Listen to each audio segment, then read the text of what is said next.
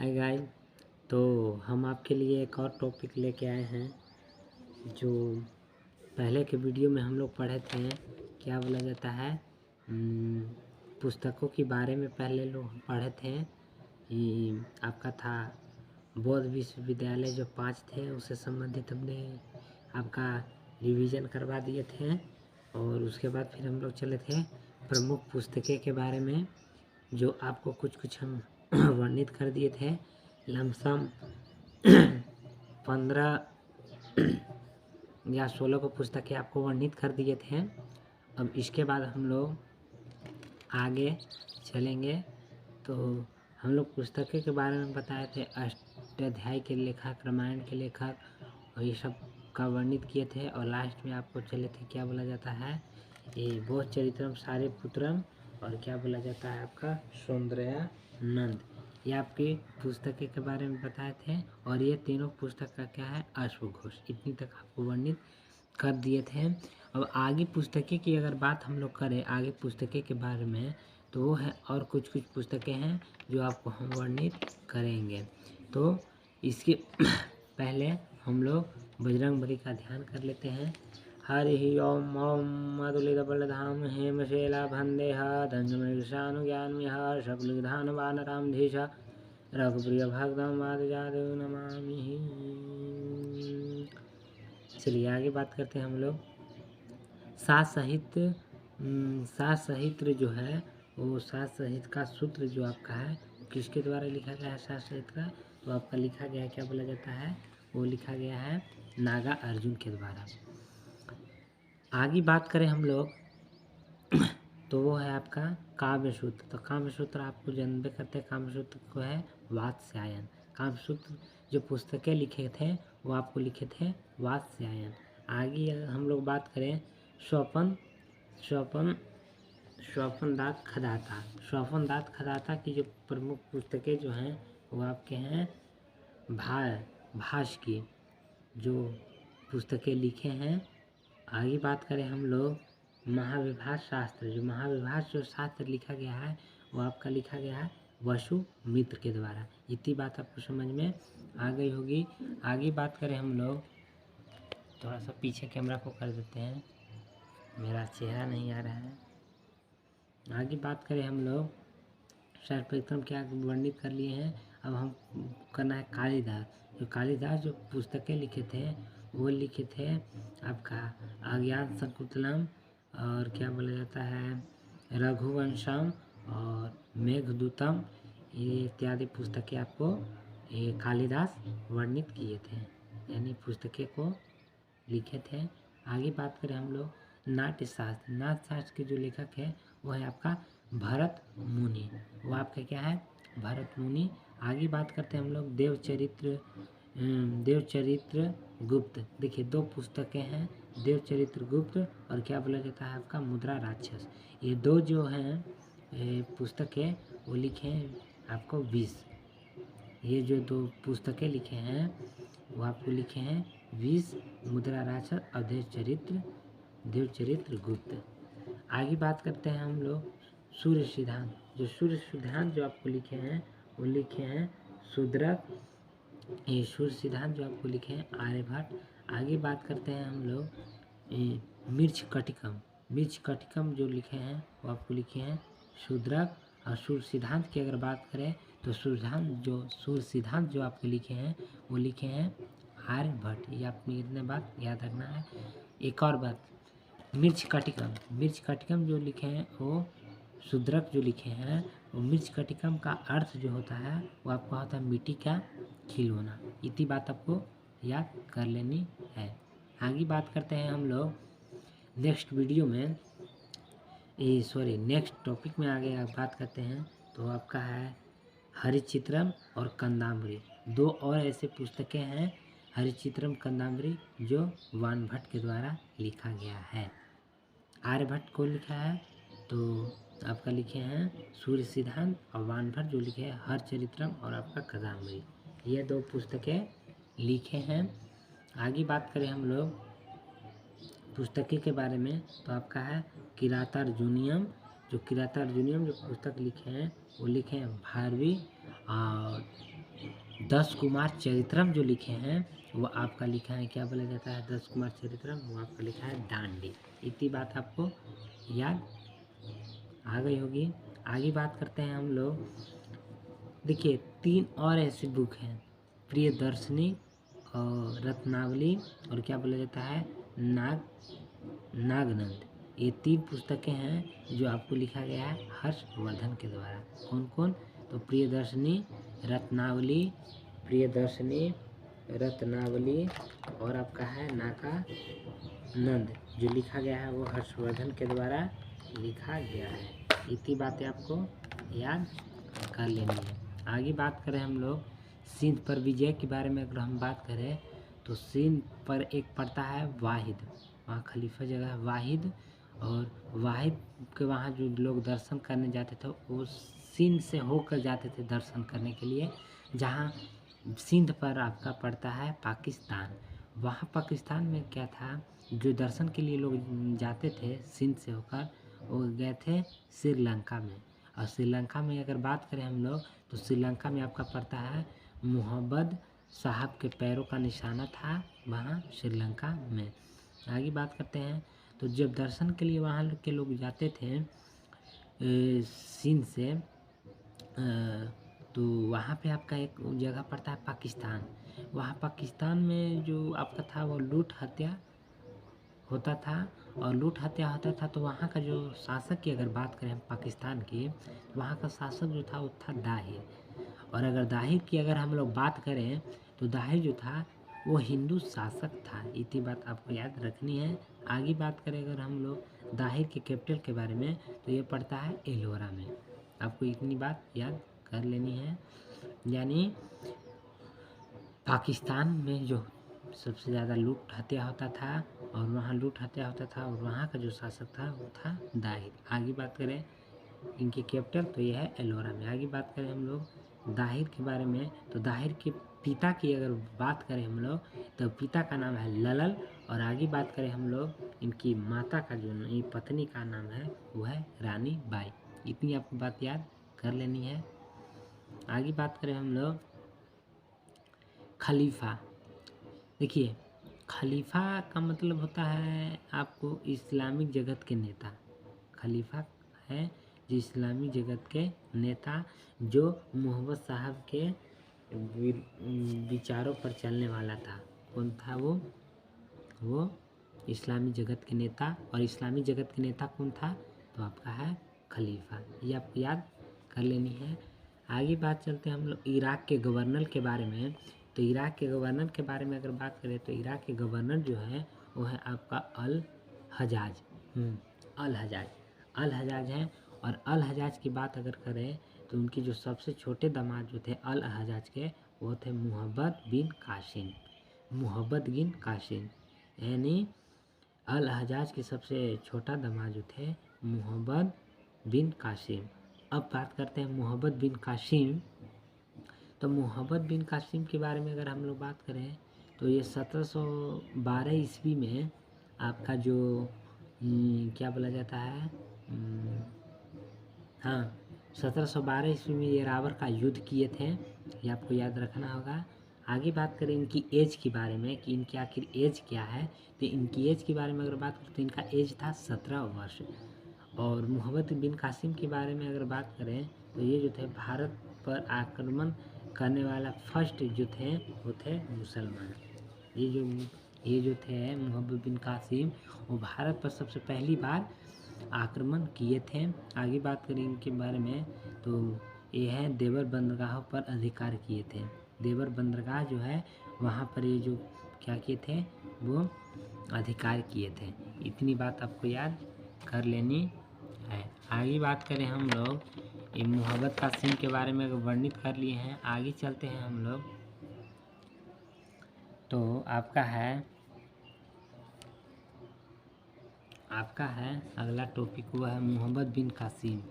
मुहम्मद बिन कासिम के बारे में अगर हम लोग बात करें मुहम्मद बिन कासिम के तो मुहम्मद बिन कासिम में जो रहता था जो दाहिर वो उसकी क्या बोला जाता है पत्नी जो थी वो लाडी और पुत्री जो थी वो परम देवी और सूर्य देवी।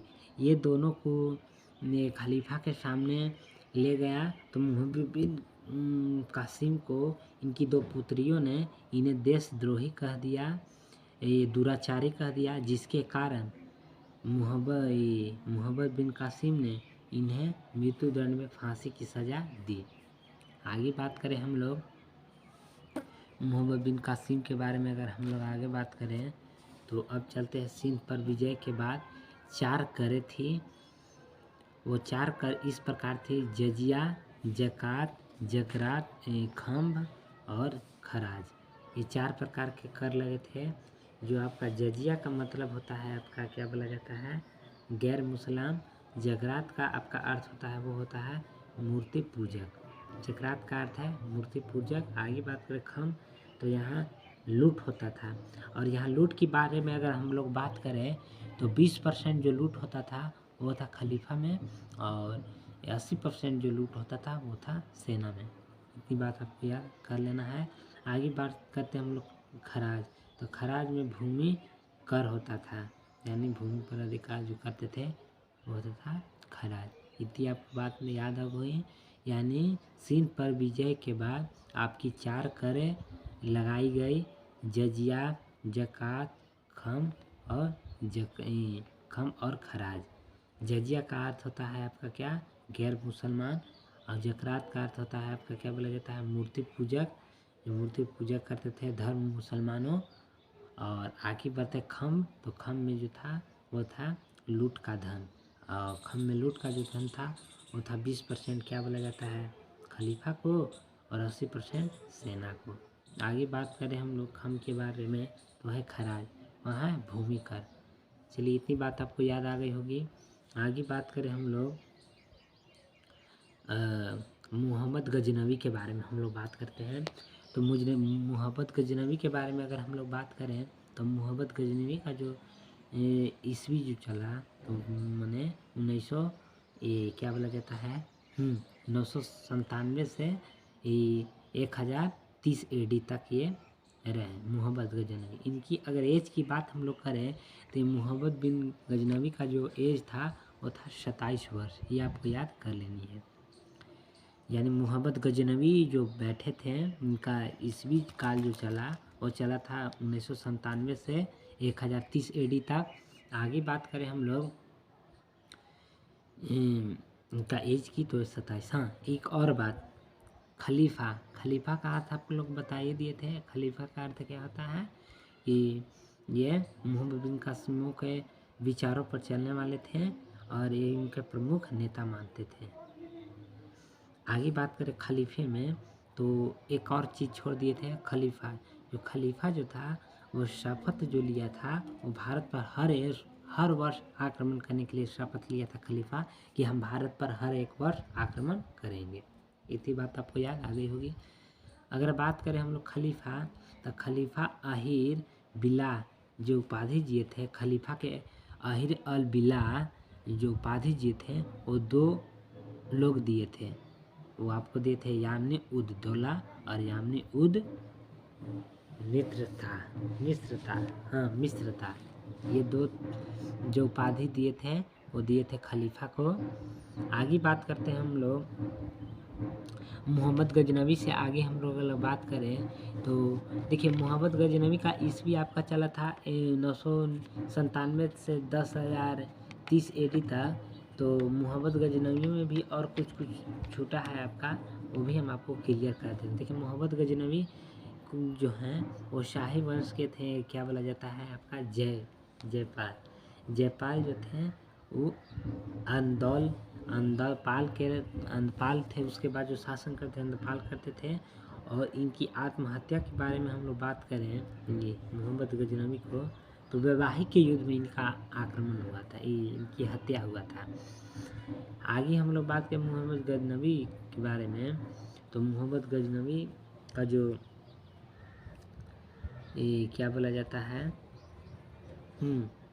आगे हम लोग बात करते हैं मुहम्मद गजनवी से हटकर हम लोग बात करें शैवदराय की। अगर हम लोग बात करें तो शैवदराय को त्रितैक सेनापति भी कहते हैं, शैवदराय भी कहते हैं। अब इसके बारे में हम लोग जानते हैं तो शैवदराय या त्रिपाठी सेनापति जो है वो क्या है आपका भारत पर जो था वो 17 बार आक्रमण किया था। कौन? समेंद्र राय। 17 बार आक्रमण जो किया उसमें जो प्रसिद्ध आक्रमण जो था वो था 1925 ईस्वी में। वो प्रसिद्ध आक्रमण था, उसमें से एक प्रसिद्ध आक्रमण था भारत का, वो था 1925। और इसकी बात अब आगे बात करें हम लोग मोहम्मद गजनवी के बारे में, तो सुल्तान की उपाधि ग्रहण करने वाला प्रथम ये जो थे वो शासक मोहम्मद गजनवी, ये आपको याद कर लेना है। तो मोहम्मद गजनवी का हम लोग इसकी ईस्वी की बात करें तो कितना बताते हैं 1997 से 1030 AD। इनकी अगर बात करें हम लोग मोहम्मद गजनवी का तो ये थे सुल्तान की उपाधि को ग्रहण करने वाले पहला शासक। चलिए इतनी बात आपको याद आगे होगी। आगे बात करें हम लोग हरियाणा मोहम्मद गौरी। हरियाणा मोहम्मद गौरी के अगर बारे में हम लोग बात करें तो हरियाणा मोहम्मद गौरी का जो शासक था वो गौरी राज्य हैं, और गौरी राज्य का अधीन में जो रहते थे मोहम्मद गजनवी रहते थे। यानी आपसे पूछा जाए कि मोहम्मद गजनवी के अधीन में कौन रहते थे तो आपका रहते थे गौरी राज के अधीन में रहते थे। क्या बोला जाता है? मोहम्मद गजनवी। यानी मोहम्मद यानी किसके अधीन में रहते थे तो आपका गौरी राज के अधीन में रहते थे। आगे बात करें हम लोग हरियाणा मोहम्मद गौरी के बारे में, तो हरियाणा मोहम्मद गौरी में जो प्रथम आक्रमण जो हुआ था वो हुआ था आपका लग रहा है हाँ 1175 ईस्वी में हुआ था प्रथम आक्रमण मोहम्मद गौरी में। 1175 ईस्वी में आपका हुआ था। आगे बात करें हम लोग हरियाणा मोहम्मद गौरी के बारे में, तो 1175 ईस्वी में जो युद्ध हुआ वो किसके विरोध में हुआ तो मुसलमानों के विरोध में। और दूसरी युद्ध जो हुआ वो आक्रमण वो हुआ था आपका पहला 1175, तो ये आपका हुआ 1178 ईस्वी में। इसमें क्या था आपका किस विरोध में हुआ तो इसमें विरोध में हुआ वो आपका था इस समय जो था जो विरोध किए थे 1178 में विरोध, उस समय जो शासक की बात अगर हम लोग करें तो भीम प्रथम और गौरी थे। और आगे बात करें हम लोग हरियाणा मोहम्मद गौरी से आगे अगर हम लोग बात करें तो फिर एक पड़ता है क्या बोला जाता है चदावर का युद्ध। देखिए चदावर का युद्ध आपको बता दिए थे, उसी में क्या बोला जाता है पृथ्वीराज चौहान में आपको बताए थे। क्या बताए थे 1191 ईस्वी में प्रथम युद्ध लड़े थे और 1192 ईस्वी में जो युद्ध लड़े थे मोहम्मद गौरी के साथ। अब मोहम्मद गौरी जो लड़े थे वो 1194 ईस्वी में क्या था चंदावर का युद्ध। तो आपको यही याद रखना है 1194 ईस्वी में चंदावर का युद्ध लड़ा हम ही गड़बड़ा रहे हैं लेकिन कोई बात नहीं। चंदावर का युद्ध जो था वो 1194 ईस्वी। और चंदावर का युद्ध भी हम लोग बताए थे वो क्या था आपका चंदावर का युद्ध वो था कहाँ पड़ता था आपका तो कनौज में बताए थे। और कनौज के प्रतापी शासक के बारे में आपको बताए थे वो थे आपको प्रतापी वो थे जयचंद्र। इसके बारे में हम लोग वर्णित किए थे। आगे बात करें हम लोग तो खलालोजी का युद्ध जो हुआ था वो 1518 ईस्वी में हुआ। खलौली का युद्ध जो हुआ था वो 1518 ईस्वी में। और किसके बीच में हुआ तो राणा सांगा और क्या बोला जाता है इब्राहिम लोदी के बीच। आगे चलते हैं और एक युद्ध है कलिंग का युद्ध। कलिंग का युद्ध हुआ था आपका 261 ईस्वी में। इतनी बात आपको याद कर लेनी है। आगे बात करें हम लोग तो किस शिलालेख में 13वें शिलालेख है।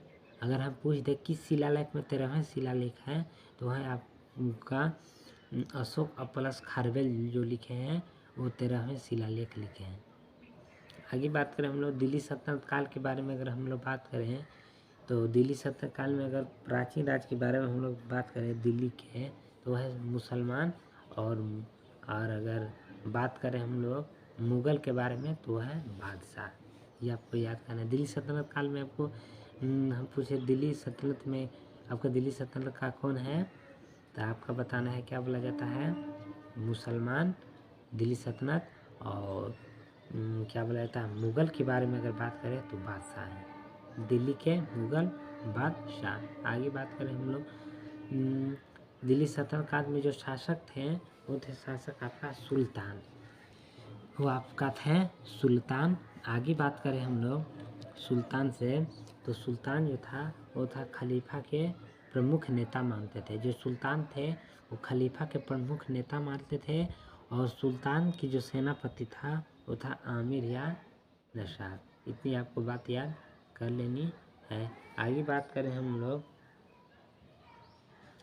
वंश है आपका वो है 5 आपका है, क्या बोला जाता है, खिलजी वंश, सॉरी पहला गुलाम वंश, खिलजी वंश, तुगलक वंश, सैयद वंश और आपका लोधी वंश। ये 5 प्रकार के वंश है। अगर वंश की बात करें तो ये कब से कब तक चला, तो आपका चला 1206 से 1526 ईस्वी तक।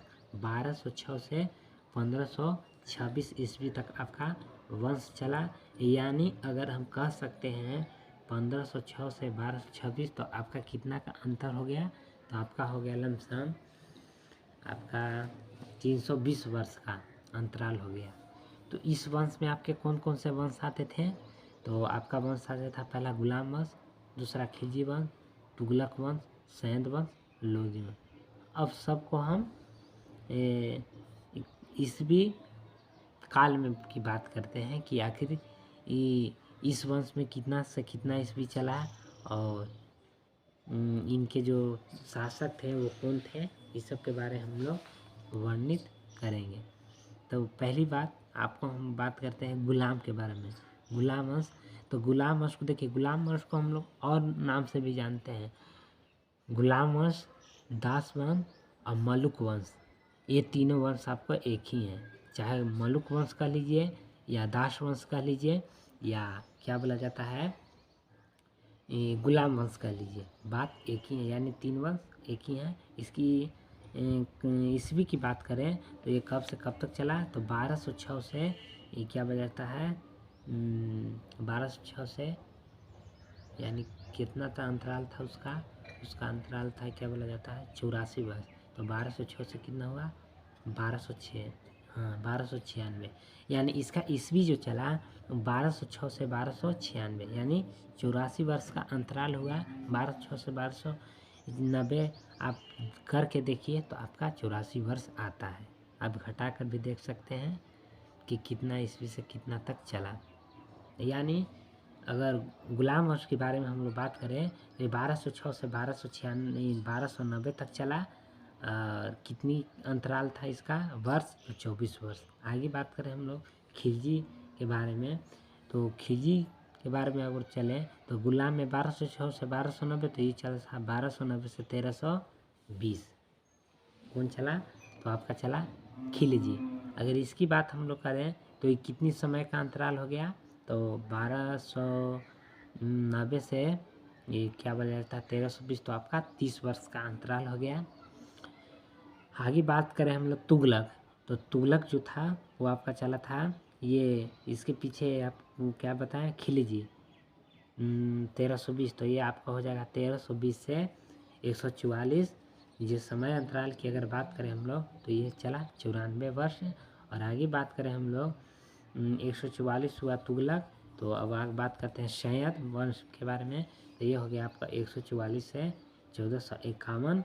और लोधी में चले हम लोग तो 1451 से 1526। अब चलते हैं हम लोग फिर से वंश जो हैं वो आप कितनी तो वंश चले, तो आपके चले थे 5 वंश, खिलजी वंश, ये गुलाम वंश, खिलजी वंश, तुगलक वंश, सैयद वंश और लोधी वंश। ये 5 को वंश चले थे। अगर वंश की बात करें तो कितने से कितनी ईस्वी तक, तो 1206 से 1226 तक चले, यानी 320 वर्ष तक चले। अगर गुलाम वंश की अगर हम लोग बात करें तो इस ईस्वी कितना है, तो 1206 से 1290, यानी 84 वर्ष का अंतराल। और अगर बात करें हम लोग क्या बोला जाता है खिलजी वंश के बारे में, तो ये चला था आपका 1290 से 1320। और आगे बात करें हम लोग 1320, यानी इसका समय अंतराल आपका हो गया 30 वर्ष। आगे बात करें हम लोग तुगलक वंश, तो तुगलक वंश आपका चला वो चला था आपको 1320 इसमें था, तो उसमें था 1320 से आपका 144 तुगलक वंश में। अब 1344 से 1451 आपका चला, वो चलता सेंध में। और इसकी समय अंतराल की बात करें सेंध में 144 से 1451, तो ये आपका हुआ 37 वर्ष। और लोधी में अगर हम चले तो 1451 से 1526 जो चला आपको 75 वर्ष। यानी अब इसमें हम लोग बात करें तो किसका समय सबसे ज़्यादा चला, तो आपका चलने की बात करें तो आपका चला, वो चला क्या बोला जाता है, तुगलक वंश। क्यों? क्योंकि ये था 1320 से 1444, ये आपका चला था 94 वर्ष, सबसे ज़्यादा यही चला था। और सबसे कम की बारे में अगर हम बात करें तो आपका चलता खिलजी, ये चला था 1290 से 1320, यानी 30 वर्ष। आपको ये भी आप इतना याद कर सकते हैं कि गुलाम जो चला था वो आपका चला था 84 वर्ष तक, और खिलजी जो चला था वो 30 वर्ष, तुगलक 94 वर्ष, और सहेज चला था 37 वर्ष, और लोधी चला था 75 वर्ष। तो सबसे ज़्यादा कौन चला? 94 वाला। तो 94 कौन था आपका? तुगलक। आपको याद कर लेनी है इतनी बात। आगे बात करें हम लोग दास वंश या गुलाम वंश कह लीजिए या मलुक वंश। पहला वंश बारे में बात करते हैं। आपका 5 वंश के बारे में ईस्वी बता दिए हैं। अब एक एक के बारे में, संस्थापक के बारे में वर्णित करेंगे। तो पहला चलते हैं गुलाम वंश। तो गुलाम वंश या दास वंश और मुलक वंश के शासक की अगर बात करें तो इनका शासक जो है वो है आपको कुतुबुद्दीन ऐबक। कुतुबुद्दीन ऐबक यानी फाउंडर। और कुतुबुद्दीन ऐबक ही जो थे वो प्रारंभिक शासक और इसके गुलाम थे, कुतुबुद्दीन ऐबक। और एक और थे, वो थे आपका बलबन। ये दो थे। तो कुतुबुद्दीन ऐबक तो आपका गुलाम वंश के संस्थापक हो गए। आगे बात करें हम लोग, कुतुबुद्दीन ऐबक के जो गुलामी थे वो थे मोहम्मद गोरी, ये उनके गुलाम थे कुतुबुद्दीन ऐबक की। आगे बात करें हम लोग मलुक वंश का अर्थ जो होता है, मलुक वंश का अगर आपसे पूछ रहा है मलुक वंश का अर्थ, तो हो जाएगा आपका मलुक वंश का अर्थ सैन्य कार्यों के लिए दासों को खरीदा जाता था। सैन्य कार्यों के लिए, माने सैन्य कार्य के लिए, सेना के कार्य के लिए क्या बोला जाता है, दासों को खोजा जा सकता है। इसका अर्थ होता है मलुक वंश से। आगे बात करें हम लोग क्या बोला जाता है, आगे बात हम लोग करें मोहम्मद गोरी के बारे में। तो मोहम्मद गोरी के दो अन्य नाम थे, वो थे अलदौला और कुबाचा। इतनी बात आपको याद कर लेनी है। आगे अगर हम लोग बात करें मुगल शासक क्या बोले मोहम्मद गोरी से आगे अगर हम बात करें कुतुबुद्दीन ऐबक के ही बारे में अगर बात अभी करें, तो कुतुबुद्दीन ऐबक का ईस्वी काल जो चला वो 1206 से आपका चला था 1210 ईस्वी में कुतुबुद्दीन ऐबक की। आगे बात करें कुतुबुद्दीन ऐबक की ईस्वी के बारे में और इनकी उपाधि की अगर बारे में हम लोग बात करें, इनकी उपाधि कौन दिए थे? लाख बकस मलिक। लाख बसक मलिक जो थे वो इनकी उपाधि दिए थे। इतनी बात आपको याद आ गई होगी। आगे बात करें हम लोग कुतुबुद्दीन ऐबक गद्दी पर बैठने के बाद जो लाहौर का इकदार थे, ये जो गद्दी पर बैठने के बाद ये जो थे ये लाहौर का इकतदार थे। आगे बात करें हम लोग, यानी ये गदगद जब राजगद्दी पर बैठे थे तो उस समय ये जो थे वो क्या बोला जाता है, ये लाहौर का इकतदार थे। समझ गए। आगे बात करें हम लोग मुहब्बत के बारे में, लाख बकस के बारे में अगर बात करें तो मुहसाबर के विचारों पर चलने वाले थे ये भी कौन? तो लाख बकस मलिक। आगे बात करें हम लोग नेक्स्ट टॉपिक में, तो है आपका क्या बोला जाता है, आपका कुतुबुद्दीन ऐबक के बारे में हम बात करते हैं अभी। तो कुतुबुद्दीन ऐबक के जो उनके पक्ष थे, कुतुबुद्दीन ऐबक के वो पक्ष थे, यानी जैसे हमारे पास से कोई चाहे किसी चीज़ के बारे में हम बताते हैं एग्जाम्पल में, जैसे कि मान के चलिए कोई मुखिया या सांसद में या किसी अन्य चीज़ों में खड़ा हो रहा है, किसी राजनीतिक कार्यों में, तो उसका एक पक्ष विपक्ष होता है ना, उसी प्रकार कुतुबुद्दीन ऐबक का जो पक्ष में जो थे वो थे आपको आराम शाह। आराम शाह का नाम क्या था कि कुतुबुद्दीन ऐबक जो है वो बहुत अच्छे हैं, यानी ये लाहौर के मज़ार के गद्दी पर भी बैठे थे, और ये क्या बोला जाता है, यह कुतुबुद्दीन ऐबक को गद्दी के पक्ष में ये बैठाने के मकसद से थे, यानी कुतुबुद्दीन ऐबक को गद्दी पर बैठाया जाए। ये आपको इतनी बात याद कर लेनी होगी। आगे बात करें हम लोग जुट का युद्ध। देखिए जुट का युद्ध होता है वो आपका 1210 में होता है। कुतुबुद्दीन ऐबक का जो काल चला 1210 से 1206 से 1210, तो 1210 में एक और युद्ध हुआ था, जो हुआ था जटाक युद्ध। इतनी बात आपको याद कर लेनी होगी। आगे बात करें हम लोग, आगे बात करते हैं जटाक। हाँ, एक और बात, जट का युद्ध जो 1210 में हुआ, अब वो किनके बीच हुआ, तो इल्तुतमिश और आराम शाह के बीच हुआ, जिसमें आराम शाह पराजित हो जाते हैं और कुतुबुद्दीन ऐबक जीत जाते हैं। फिर आपको बता रहे हैं आराम शाह क्या थे, तो कुतुबुद्दीन ऐबक के पक्ष में थे। इनका और क्या नाम था, इनका ये का नाम था कि ये लाहौर के अमीर गद्दी पर ये बैठे, और ये दिल्ली के कस्म इल्तुतमिश को बैठने के ये पक्ष में थे कि आखिर इनका बैठाना उचित है। ये इनका का नाम था, और ये इनके पक्ष में थे। आगे हम लोग बात करें इल्तुतमिश के बारे में, तो देखिए अभी आप पढ़े हैं जट का युद्ध में इल्तुतमिश पहले आराम से आके इल्तुतमिश है क्या है। देखिए इल्तुतमिश के बारे में आपको हम वर्णित करते हैं। अब इनके बारे में हम लोग चलते हैं, तो आपको कुतुबुद्दीन ऐबक 1206 से 1210 तक चले। उसके बाद आप आगे इल्तुतमिश जो राजा थे वो 1210 से आपका चले थे 1236, 1210 से 1236।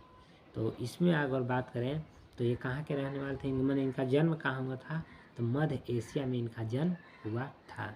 आगे बात करें हम लोग ये इल्तुतमिश के बारे में, तो इनका पहला जो इक्ता पाने वाले थे, वो ये पहले इक्ता पाने वाले व्यक्ति थे इल्तुतमिश। मैंने ये इतने सहनशील जो थे इल्तुतमिश, वो पहले इक़्तिदार पाने वाले थे। प्लस में था कि इनका विवाह जो हुआ वो शाह तुर्काना की पुत्री से हुआ। पहले बताया था अथी में कि शाह तुर्काना की पुत्री का नाम जो था वो था आपका इल्तुतमिश, और इनकी पुत्री का विवाह हुआ कुतुबुद्दीन ऐबक से, यानी कुतुबुद्दीन ऐबक की जो पत्नी जो हुए वो आपका क्या हुए, इल्तुतमिश। आगे इल्तुतमिश, अगर इल्तुतमिश की बात करें हम लोग, तो ये जो थे कुतुबुद्दीन ऐबक वो किनकी पुत्री पड़े, तो आपकी पुत्री हुए शाह तुर्काना की। इतनी बात याद करनी होगी। यानी शाह तुर्काना जो थे वो अपनी पुत्री की शादी किससे करवाए, तो इल्तुतमिश से करवाए थे।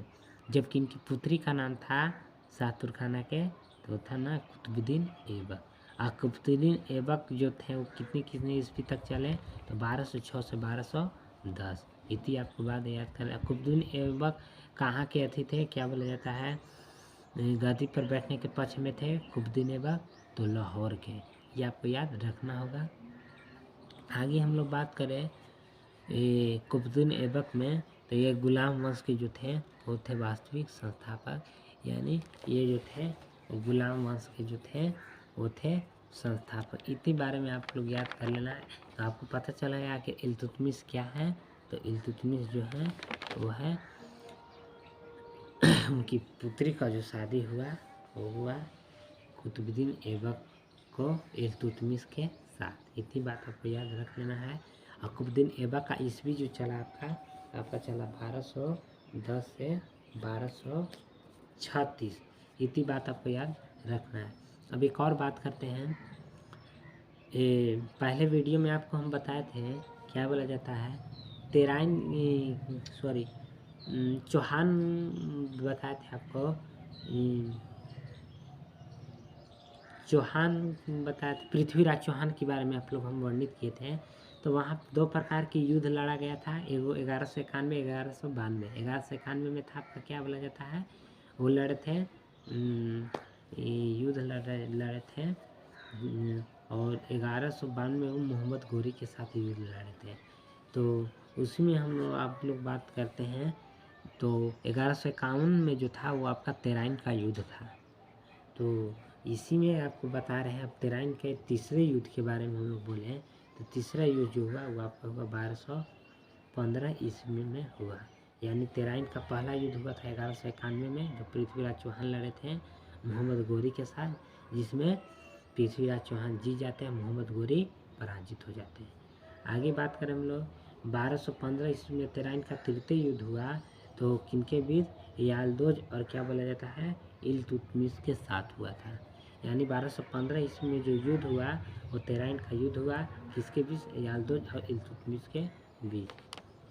आगे बात करें तो इसमें युद्ध हुआ था। तो इसमें जो था युद्ध, तो यालदोज जो थे वो पराजित हो गए और इल्तुतमिश जो थे वो विजय हो गए। आगे बात करें हम लोग, इल्तुतमिश के जो दरबार में जो आए थे वो आपका आए थे क्या बोला, मांग चोंगा खा, मांग चामक, हाँ मांग चंगेज खा। मांग चंगेज खा जो थे वो थे इनके दरबारी कवि, और इन्हें इन्हें इंडिया खोजे गए थे। आगे बात करें हम लोग इल्तुतमिश की, देखिए इल्तुतमिश के बारे में और बता देते हैं।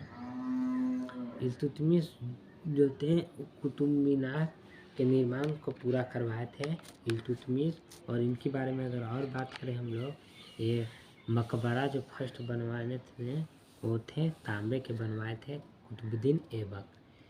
आगे बात करें हम लोग तुर्क चाहलगढ़ी, आगे बात करें तो 40 गुलामों को सरकार थे ये। आगे बात करें हम लोग कुतुबुद्दीन ऐबक को, तो तक्षशाला की जो थे वो स्थापना किए थे। इतनी बात आपको याद आ गई होगी। अब आगे के टॉपिक में आपको बताएंगे हम बारमशाह के बारे में, और ऐसे ऐसे हैं क्या सो आपको बताएंगे। जैसे रजिया सुल्तान है उसके बारे में आपको वर्णित करेंगे, और ऐसे ऐसे शासन हैं जो आपके बारे में वर्णित करेंगे। फिर आपका हो जाता है नौरुद्दीन ऐबक, कुतुबुद्दीन ऐबक के बारे में आप लोग पढ़ लिए हैं। फिर बलबन के बारे में आप लोग पढ़ेंगे। फिर केबात के बारे में पढ़ेंगे, और प्रेसिडेंट के बारे में पढ़ेंगे, यानी कितना ईस्वी तक ये प्रेसिडेंट बने, राष्ट्रपति बने, इसके बारे में आप लोग वर्णित हम लोग करेंगे। तो आज के लिए बस इतना ही। जय हिंद, जय भारत।